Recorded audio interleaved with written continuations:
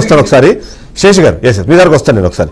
శేష్ గారు, గెలిచిన వాళ్ళందరూ ప్రజాదరణ, ఓడిపోతే మాత్రం అది ఈవీఎంల ట్యాంపరింగ్, ఇది కామన్ గా వింటున్న ఫినామినా. కానీ అదే సందర్భంలో ఈసీ వ్యవహరిస్తున్న తీరు కూడా చాలా రకాల అనుమానాలకైతే తావిస్తుంది. సరే, ఇప్పుడు గెలిచిన పార్టీలు ఒక వర్షం నింపించవచ్చు, కానీ అదే పార్టీలు ఓడిపోయినప్పుడు ఇది ట్యాంపరింగ్ కు సాధ్యమే అనే విషయాన్ని డెమాన్స్ట్రేట్ చేసే ప్రయత్నం చేశాయి. వాటిని అన్ని సందర్భాల్లోనూ అంటే ఓరల్ గానే కొట్టివేసేసారు తప్ప దాన్ని టెక్నికల్ గా అవకాశం ఇవ్వలేదు అన్న ఒక పాయింట్ వినిపిస్తుంటే, లేదు మేము అంతా దేశవ్యాప్తంగా అందరి టెక్నికల్ వాళ్ళకి మేము ఛాలెంజ్ ఇచ్చాము, ఎవరు దాన్ని ట్యాంపర్ చేయలేకపోయినారు అనేది ఈసీ ఒక చెప్పే మాట వినిపిస్తుంటుంది మనకి.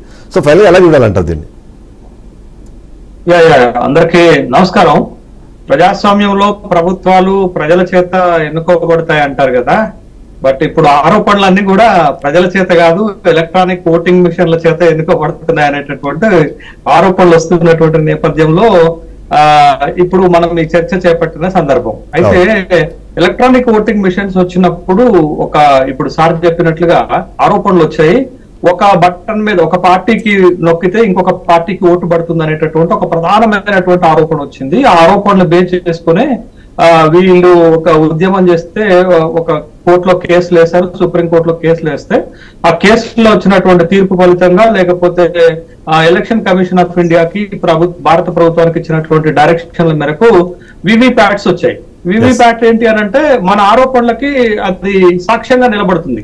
మీరు ఏ గుర్తుకైతే ఓటు వేశారో ఆ గుర్తు స్లిప్ వివిప్యాట్ లో పడిపోతుంది. కాబట్టి ఆ ఓటు వేస్తున్నప్పుడే ఓటరు తనకి ఏ పార్టీకి వేసుకున్నాం అనేటటువంటి స్లిప్ చూసుకోవచ్చు. అది ఒకటి, దానికి ఒక క్లారిటీ వచ్చింది. తర్వాత వచ్చినటువంటి ఆరోపణ ఏంటి అని అంటే ఈవీఎంలను ట్యాంపరింగ్ చేయొచ్చు, హ్యాకింగ్ చేయొచ్చు అనేటటువంటి ఆరోపణలు వచ్చాయి.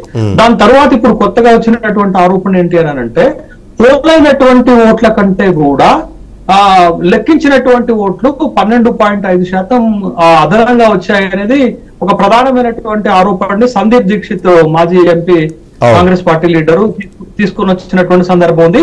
దీనివల్ల దేశంలో 79 లోక్సభ స్థానాల్లో ఫలితాలు తారుమారైపోయినాయి అనేటటువంటి ఒక ప్రధానమైనటువంటి అభియోగము ఆరోపణలు వస్తున్నటువంటి నేపథ్యంలో ఇప్పుడు అసలు ఇంత టెక్నాలజీ పెరిగినటువంటి ఈ సందర్భంలో మనం మొత్తం ఓటింగ్ సిస్టమ్ ని ఎలక్ట్రానిక్ మిషన్స్ ద్వారా చేస్తున్నటువంటి ఈ సందర్భంలో 5 గంటలకో 6 గంటలకో పోలింగ్ అయిపోతే మీరు రాష్ట్రంలో ఉన్నటువంటి ఎన్నికల కమిషనర్ ఎంత శాతం పోలింగ్ అయిందో చెప్పలేకపోతున్నారండి.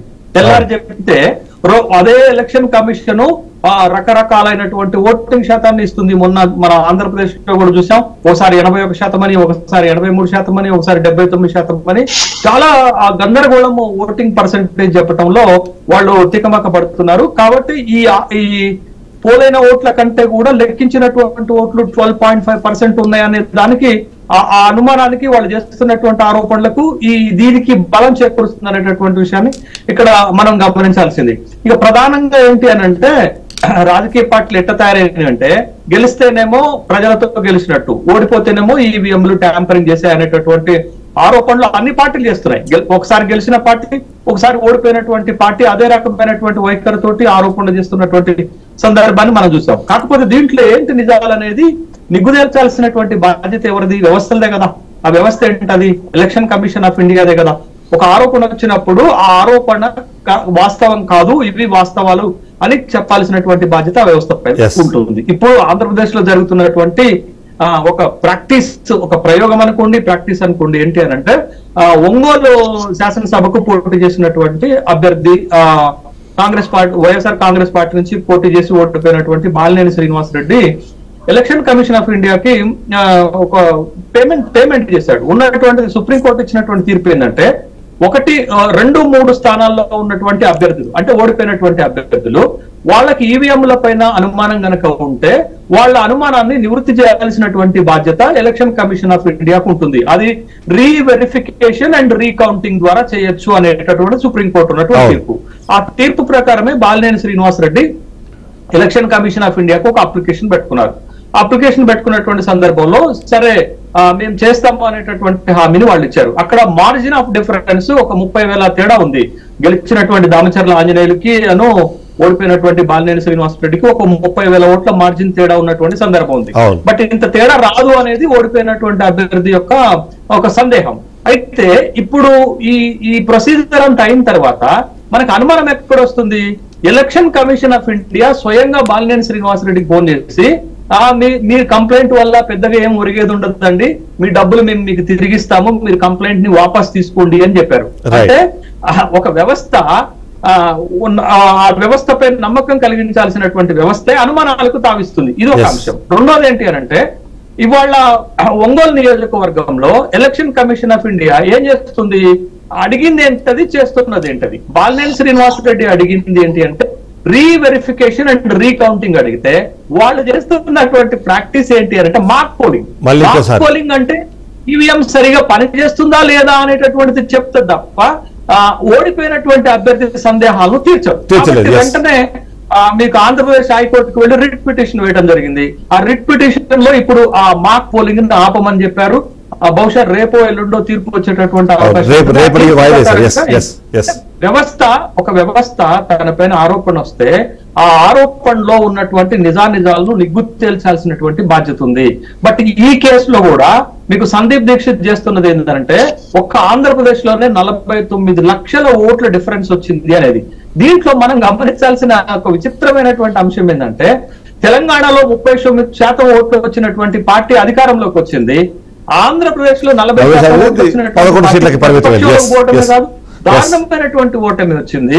వాళ్ళు ఇంకా ఓటమి నుంచి అసలు ఇంకా తేరుకోలే. ఈ ఓటమి ఎట్లా సాధ్యమైంది అనేది తేరుకోలేదు. జగన్మోహన్ రెడ్డి అయితే స్ట్రైట్ అవే ఈవీఎంల పైన ఆరోపణ చేయటం లేదు, కానీ సందీప్ దీక్షిత్ అయితే ఖచ్చితంగా చేస్తున్నారు. ఆంధ్రప్రదేశ్ లో ఇదంతా జరిగింది, కొంత ఈవీఎం లో ట్యాంపరింగ్ జరిగింది అనేటటువంటి అనుమానాన్ని వ్యక్తం చేస్తున్నారు. దాన్ని నివృత్తి చేయాల్సినటువంటి బాధ్యత ఖచ్చితంగా ఎలక్షన్ కమిషన్ ఆఫ్ ఇండియా పై. భాస్కర్ రెడ్డి గారు, మొత్తానికి అంటే ఎలక్షన్లు ముగిసిపోయినా ఇప్పుడు అంటే వాళ్ళు ఓటమికి కారణాలు అన్నది ఇప్పుడు అధికారంలోకి వచ్చిన పార్టీ చెప్పే ప్రయత్నం చేస్తుంది. మీరు కూడా ఆల్రెడీ ఏదో కొంత పోస్ట్ మార్టం చేసుకుంటే ప్రజల నుంచి వ్యతిరేకత ఉంది, దానివల్ల ఓడిపోయినాం అన్నది చాలా మంది మీ పార్టీ నుంచి ఓడిపోయిన నాయకులు ఇప్పుడు బయటకు వస్తున్న నాయకులందరూ బాహాటంగానే మాట్లాడతారు. కానీ మీరు ఇంకా ఈవీఎంల మీద మాత్రమే మీరు ఇంకా ఆరోపణలు చేస్తున్నారు. ఏంటి మీకు ఎక్కడ అనుమానం వచ్చింది? ఎందుకు ఈవీఎంల ట్యాంపరింగ్ సాధ్యమని అంటున్నారు మీరు? మీకున్న టెక్నికల్ రీజన్స్ ఏమైనా ఉన్నాయా, లేకపోతే జనరిక్ గా చెప్పేస్తున్నారా? సార్, ఇప్పుడు ఏ వ్యవస్థ పైన నమ్మకం కుదరాలి అంటే మనం ఏదైతే ఒక వ్యవస్థ పైన నమ్మకం ప్రజలకు కానీ లేదా రాజకీయ పార్టీలకు కానీ కలగాలి అంటే మేము ఏవైతే రైజ్ చేస్తాం అబ్జెక్షన్స్, వాటికి సరైన రీతిలో జవాబు దొరికినప్పుడు ఆ అకౌంటబిలిటీ ఉన్నప్పుడు మేము కూడా దాన్ని నమ్ముతాం. ఇప్పుడు చూడండి, ఇప్పుడు మన ఈవీఎంస్ ఏవైతే ఉన్నాయో అవి ఒక స్టాండర్డ్ లో మ్యానుఫ్యాక్చర్ అయి ఉంటాయి. ప్రతి ఒక్క మెషిన్ కి మన వరల్డ్ లో ఒక స్టాండర్డ్ ఉంటది. ఇప్పుడు మనం Indian standard ISI Indian standard follow అవుతాం. అలా ప్రతి ఒక్క డివైస్ కి in the world there must be some standard. ఇప్పుడు ఇలన్ మాస్క్ ఒక ట్వీట్ చేశాడు, ఏమనంటే ఈ వరల్డ్ లో హ్యాక్ చేయలేని డివైస్ అంటూ ఏది ఉండదు అని. ఇప్పుడు అలాంటి సిచ్యువేషన్ ఉన్నప్పుడు మనకి జవాబుదారీతనము ఈవీఎంస్ నుంచి ఎలక్షన్ కమిషన్ నుంచి మనం ఎక్స్పెక్ట్ చేస్తాం. ఇప్పుడు మీరు చూసుకోండి, మన ఫోన్స్ ని అప్పుడు రాహుల్ గాంధీ ఒక పార్లమెంట్ లో పెద్ద రభసే జరిగింది, నా ఫోన్ ని హ్యాక్ చేస్తున్నారు, నేను ఫేస్ టైమ్ కాల్స్ చేయాల్సి వస్తుంది, వాట్సాప్ కాల్స్ చేయాల్సి వస్తుంది. అంటే పెగాసస్ అనే ఒక సాఫ్ట్వేర్ తో ఎవరి ఫోన్ అయినా హ్యాక్ చేయొచ్చు అనే ఒక అంశం అందరూ డిస్కస్ చేశాం దాని గురించి. ఇప్పుడు మేమేమంటున్నామంటే ఇప్పుడు మేధావి వర్గం ఏదైతే ఉందో, ఇంతకు ముందు మన పెద్దలు వివి రావు గారు మాట్లాడినట్లు మేమైతే స్పష్టంగా చెప్తున్నాం, అరే మాకు ఈ అబ్జెక్షన్స్ ఉన్నాయి, వీటికి మీరు సమాధానం చెప్పండి.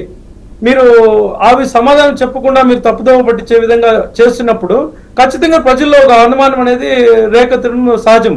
ఇప్పుడు మా యొక్క అంశం ఏంటంటే, బాలినేని వాసు గారు ఒంగోలు యొక్క అసెంబ్లీ నియోజకవర్గంలో ఈ రోజు కొత్తగా అతనేం పోటీ చేయడం లేదు, 99 నుంచి పోటీ చేస్తున్నాడు, దాదాపు 7వ ఎలక్షన్ ఇది. అతనికి ఏ బూత్ లో ఎలాంటి ఓటింగ్ సరళి ఉంటుందనేది, మేము ఓడినా గానీ గెలిచినా గానీ మా యొక్క ఓటింగ్ పర్సంటేజ్ అనేది ఇంత ఉంటుందని ఒక అంచనా ఉంటది. ఇప్పుడు మాకు ఎలక్షన్ కౌంటింగ్ రోజు మేబీ స్టేట్ వైడ్ యొక్క సర్వేలు చూసి మా ఏజెంట్స్ ఎవరైతే ఉన్నారో వాళ్ళ యొక్క కాన్ఫిడెన్స్ లెవెల్స్ తగ్గిపోయి కొంతమంది వాకౌట్ చేసి వచ్చిండొచ్చు. అలా అన్నంత మాత్రాన కౌంటింగ్ ప్రాసెస్ అనేది ఒక పద్ధతి ప్రకారం జరిగి ఉండాలి. జరిగిన తర్వాత మేము అడుగుతున్నాం ఈ రోజు, అరే మేము ఇప్పుడు మా ఓటింగ్ ఆ రోజు 17C ఫామ్ లో ఇన్ని ఓట్లు పోల్ అయ్యాయి, టోటల్ ఓట్స్ ఇన్ని, దీనికి ఇక్కడ మీరు కౌంటింగ్ చేసిన ఓట్లకి మాకు పోలైన ఓట్లకి మ్యాచ్ అవ్వడం లేదు, దీనికి మేము రీవెరిఫికేషన్ అంటే రీకౌంటింగ్ అడుగుతున్నాం. వాళ్ళకున్న అబ్జెక్షన్ ఏంటో మాకైతే అర్థం కావడం లేదు. మాక్ పోలింగ్ చేయడం అనేది ఒక మేమైతే ఇప్పుడు వాళ్ళు చెప్తున్న పాయింట్ అదే కదా, మీకు 17C ఇచ్చేటప్పుడు ఎక్స్ప్లెయిన్ చేసి చూపించి ఓకే అన్న తర్వాత మీతో సంతకం తీసుకున్న తర్వాతనే ఆ ఈవీఎంలు అన్న వాటిని సీల్ చేసి స్ట్రాంగ్ రూమ్ లో భద్రపరిచారు, మళ్ళీ మీ ఎదురునే ఓపెన్ చేశారు. ఈ మధ్యలో ఎక్కడ ట్యాంపరింగ్ ఎక్కడ అవకాశం ఉంది, హ్యాకింగ్ ఎక్కడ అవకాశం ఉంది, అదే కాకుండా కీలకంగా చూసి ఈసీ చెప్తున్న మాట ఏంటంటే అవి ట్యాంపర్ ప్రూఫ్, అసలు ఎట్టి పరిస్థితుల్లో వాటిని హ్యాక్ చేసే అవకాశం లేదు. బికాజ్ ఎందుకంటే దాంట్లో ఒక ఫర్మ్వేర్ అన్నదే లేదు, దాంట్లో ఒక చిప్ అన్నదే అట్లాంటి హ్యాకింగ్ కి అవకాశం లేని చిప్ను మేము వాడామని వాళ్ళు చెప్తున్నమాట. సరే సార్, ఇప్పుడు నేను ఎలక్షన్ జనరల్ ఏజెంట్ గా ఉన్నానండి మా అసెంబ్లీ అభ్యర్థికి. నేను కౌంటింగ్ వెళ్ళాను, కౌంటింగ్ ప్రారంభమైంది. అక్కడ ఉన్న స్టాఫ్ 3 ఉంటారు, election assistant, super observer, counting అతను 3 ఉంటారు అక్కడ. 3 ఉన్నప్పుడు ఒక అతను తీయడమే టోటల్ బటన్ నొప్పుతున్నాడు. అది ప్రాసెస్, అది కాదు కరెక్ట్. అక్కడ ఈవీఎం మనం ఓపెన్ చేయగానే ఒక గ్రీన్ లేబుల్ సీల్ ఉంటది, రిజల్ట్ బటన్ పై నొక్కాలి. ఓకేనా, ఇట్ డిస్ప్లే ఎప్పుడు మీరు poll close time, close start time ఇవన్నీ చూపించిన తర్వాత టోటల్ ఓట్స్ అనేది చూపిస్తుంది. సో అక్కడ స్టార్ట్ చేయడం చాలా మందికి, నేను జనరల్ ప్రతి టేబుల్ దగ్గరికి వెళ్ళినప్పుడు చాలా మందికి కనీస అవగాహన లేదు, ట్రైనింగ్ లేదు. ఇప్పుడు కన్ఫ్యూజన్ ఎక్కడ ఉంటుందంటే, నేను ఒక చోట అబ్జెక్షన్ చేశాను. ఇక్కడ మీరు చూసారంటే పోల్ ఎండ్ టైం అనేది ఆ రోజు ఏ రోజైతే మే 13 జరిగిందో ఈవినింగ్ 5 o'clock లేదా 6 o'clock 7 o'clock లేదా 11 o'clock ఆ డేట్ అండ్ టైం అని చూపించాలి, కానీ ఈ రోజు టైం చూపించకూడదు, లేదా జస్ట్ ఒక 15 days బ్యాక్ చూపించకూడదు. మిస్ మ్యాచ్ ఉంది, ఇందులో తప్పు ఉంది, ఇది నేను వీవీప్యాట్ లెక్కించాలి ఇది అంటే ఆర్ఓ గారు ఏమన్నారంటే, లేదండి మీరు ఎక్కడో ఒక చిన్న పొరపాటు మీరు తీసుకొని మీరు బుల్డోస్ చేయాలంటే ఇది కుదరదు, మేము ఇది ఇప్పుడు ఏం చేయలేము, దాన్ని పక్కన పెడతాం, కావాలంటే లాస్ట్ లో కౌంటింగ్ చేస్తాం, అంతేగాని మీరు ప్రతి చోట అట్లా అబ్జెక్ట్ చేయకూడదు అని చెప్పాడు. ఇలా ఒక 10 instances లైవ్ లో అతను చూపిస్తే నా మాట అతను పట్టించుకోలేదు.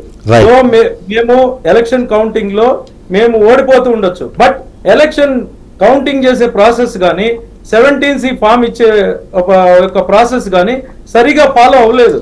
ఇప్పుడు మీరు చూసారంటే మాది 200